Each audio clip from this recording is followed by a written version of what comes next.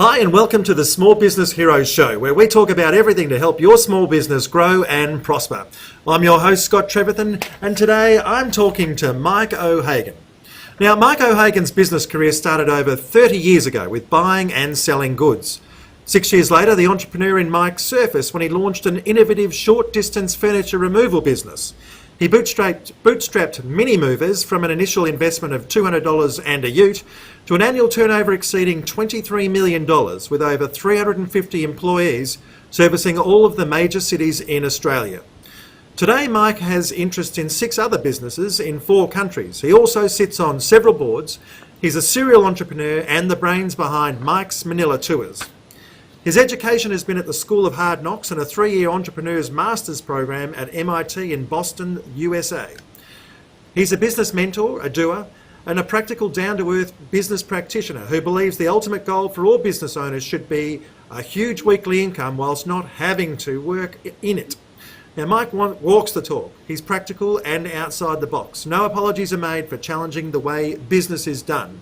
Mike O'Hagan, welcome to the Small Business Hero Show. Thank you, Scott. Great to be here. So I've just told the viewers a little bit about your history. Tell us what you're up to right now. Well, today I'm supposed to be semi-retired, which is an interesting scenario. I've got more balls in the air than I've ever had, but I've got somebody doing all those balls for me, so I just said an overview it all, so it's not as busy as it used to be. I live in Manila. I have got a few businesses up here, and I'm still running my tour business. Every 3 to 4 weeks I get 6 Australian business people together, put them in a van for 3 days, and we drive around and visit a whole lot of places and learn about what to do and not to do, and while I challenge them around their business model.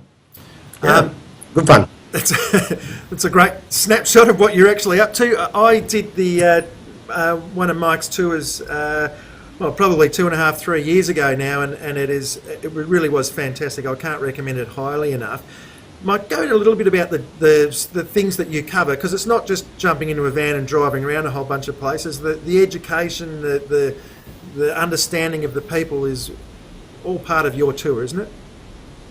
Yeah, look, let me place it for you to start with. There's a major shift in the world in business, and it's a huge shift. It's a quantum change that will never go away, and that is that connectivity is allowing Western businesses that have very high overheads to engage people and services in third world countries with a lot lower wages. And sitting in the middle of this is this country called the Philippines, 105 million people who became Christians 500 years ago. So they're fully Christian based, and that's important because they have the similar core values to us. And it's the only country in the whole of Asia that is actually Christian. And they also had the advantage that 100 years ago they became a colony of the USA for 40 or 80 years, depending on how you measure it. And the Americans came in here as the colonists and put their own education system in here. So they have probably a better education system than Australia. It's compulsory, so 105 million of them are educated. And it's compulsory in English. So now they're the 3rd largest English-speaking country in the world. And all the planets lined up to make this the place to go for hiring people, services, expertise, and everything you need at a lot lower costs. You know, the average wage here is about $120 per week. That's in the BPO industry, where we pay nearly twice the local wage, which is about $60 per week. So at $120 a week compared to what we've got with a better education system, that's a major shift in the way businesses can operate. And now we're seeing a lot more businesses of all ilks everywhere in the world, including Australia, resourcing their businesses from overseas because it just makes a lot of sense. I suppose time zone's another thing that has a great advantage for the Philippines over somewhere, say, like India or even Europe. Yeah, well, there's 2 sides to that story. First of all, they're on the same time zone as Western Australia. So compared to the Eastern Australia, they're 2 hours behind, which means here they start at 6 o'clock in the morning and finish at 3 o'clock in the afternoon to line up with our 8 to 5. That's good for us. But the other part of it here is that at the moment there's about 1.3 million Filipinos working for Western businesses here. Of that, 75% of them are working for Americans. And Americans start here at 10 o'clock at night and finish at 5 in the morning. Then us little Australians come wandering along and we go, hey, why do you want to start at 10 o'clock and we finish at 6 o'clock in the morning? Why don't you come and work for us? We start at 6 in the morning and finish at 3 in the afternoon. So we are the flavour of the month because the time zones allow us to poach all these wonderful staff out of the American users. It's great. Good fun. It's beautiful. I do love to hear us getting over the Yanks. Absolutely. No problems. So is it really hard for an Australian business person to take advantage of this global phenomenon? No, it's actually quite easy. The problem is that you need to know a little bit about what you're doing. And the best way I can relate it to that, when you start in business in Australia, everybody has to learn how to sell. If there's one thing that every business owner has to do, he has to be able to sell his business. He can get people to do. He needs to be able to sell his business. The second thing you need to learn as a business owner is how to manage people, and how to employ people and the nuances around that. You need to understand the fundamentals of that in business.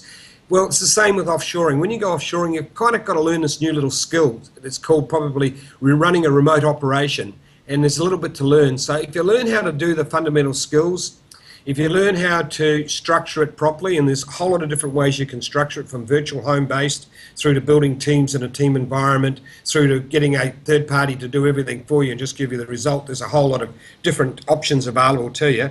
If you learn how to do all the different options, and you learn how the nuances around managing Filipinos, they are the same as us in many respects, but they're still got some little twists that make them different to us culturally. If you can put all that together, you will take off, and this will be highly successful for you.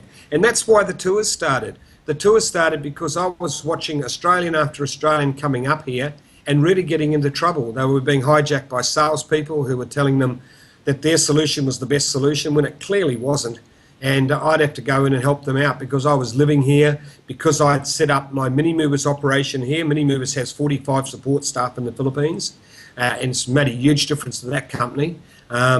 Because I'd done all that and I'd been doing it and I was watching them coming in, it just made sense to me that instead of being a salesperson and selling the Philippines, that I should just simply quietly educate Australians how to do it, what to do, what not to do, how to manage it. And while I'm doing that, being an entrepreneur, I'm going to also tackle your business model and push you and shove you into getting a better business model that's more scalable than probably what you think you can do. So, I mean, with the internet now, surely the Australian entrepreneur or Australian businessman can just find all the information out on the net. Is it really worthwhile jumping on a plane and putting your feet on the ground? Absolutely. When I first started here, I started going back to Australia and speaking and telling people how to do it, and I also watched them get into trouble too. You've really got to come up and look at it and touch it and feel it to understand it. I'd like to ask you for your opinion on that. You've been on tour. The difference between what you thought it was to what it was when you actually walk in and see them working, listen to people doing it. It makes a difference. You have to see it, do you believe? Absolutely, you do. I totally agree. But certainly my view that you need to get there. As soon as I get off the plane, I get a wonderful feeling that comes over me in the Philippines. It's just a land of opportunity. But as you say, you learn so much just by talking to the people, and not just the Australian salespeople, but the actual Filipinos and Filipinos, and seeing the different areas that are around and seeing the issues that they face. Yeah, you get so much more traction than if you had just done it on the web. Yeah. And that's the point. It's 3 days intensive learning, and it is intensive learning. We work 10 hours a day. We start early and we finish late. We're doing everything from set structured lectures right through to lots of visitations, and you're also in a group that's all sharing with each other as well. So I've got it down to an art. I've been doing it now for 3 years. I've had 340 people on tour so far. Just as a side, over 100 of them have been accountants, because accountants need to change and are changing with it, and there's no doubt about that. Absolutely. And everything's changing, not just accountancy changing. The world is changing right now, guys. If you're in business, you need to evolve and change your business with globalization. You can't fight it, you can't resist it, it's just happening. And fighting it and resisting it is about as logical as being in the horse and cart industry at the turn of the last century and saying, no, I'm going to defend the horse and cart industry. We're going to ignore the motor car. We need to ban the motor car. It's a little bit like the fight going on at the moment with Uber. I think it's quite bizarre. We've got governments trying to ban something that's just going to happen. It's just going to roll over the top anyway. It's never They've never been able to do it in the past. This is a change of that magnitude. It is that big, and you need to adopt it, learn how to do it. I teach how to do it. Yes, I believe you need to come and see and understand it. I think you'll get a bigger boost out of doing that. It's easy to do when you know how. And it's as easy to do as employing people, okay? So it's not always perfect. And then when you get the perfect ones, you celebrate wonderfully. So it's about the same. It's the same as employing people. It's a skill. It's a need. You have to understand the basics. You learn the fundamentals of management as your business grow and as you go through different experiences. And time goes on and new things come along. They're constantly changing. And this is just one of those changes.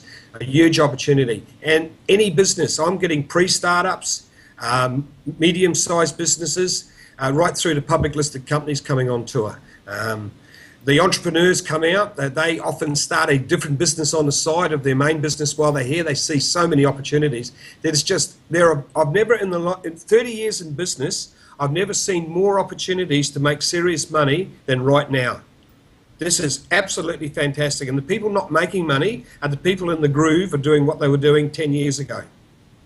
And they've just got to change and evolve. Unfortunately, we have to change and evolve. I learnt that trick with a couple of my businesses, got wobbly after the GFC. And I learnt the hard way that I really had to address the issues and change and go with the modernisation of the global world we live in, the connected world we've got here. And it's not difficult. Just get in with a group of people, get in a learning environment, and you'll pick it up. That's some great advice there. I would add further to that for all of the small business owners and wannabe entrepreneurs or entrepreneurs.